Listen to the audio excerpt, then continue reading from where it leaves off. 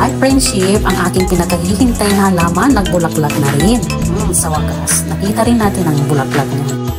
Diyan, tingnan ninyo. Tingnan nyo mabuti, huwag kayong pipikit, huwag kayong kukurap. Ayan, napakaganda, diba? Tagal kong hinintay ito, almost 10 years. Diba? Ito ay tinatawag na Hoya plants.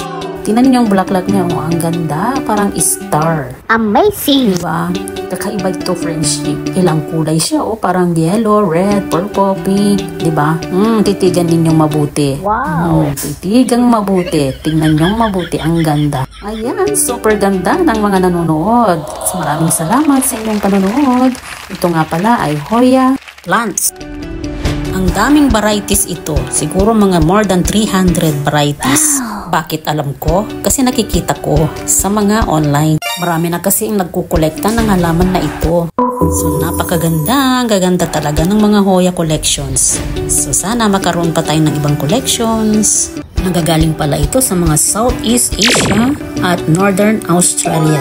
It was first discovered by European botanists during 1800s in honor of the gardener Thomas Hoy. Kaya tinawag na Hoya. At syempre naman, dahil mahilig tayo sa halaman, tayo rin ay nangungulekta ng mga halaman na ito. Alam niyo ba kung binili ko to, isang dahon, 100 pesos noong before pandemic. Pero tingnan niyo ngayon, napakalago na sila.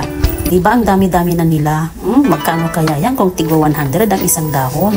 Diba? Isang alaga natin ay naparami na natin, iba-ibang kulay. Siyempre may nagbigay din sa akin yan, hindi ko naman binili lahat. Ayan, pwedeng pangregalo yan. Ayan, may nagregalo din sa akin ito, isang dahon. Ito naman ang pink. Ayan, nag-iba ang kulay. Ito naman, napakagandang bulaklak na ito. Heart shape. O, sana naman may bulaklak na rin ito para makita natin. Magandang koleksyon ang Hoya. That's all friends. Thank you for watching.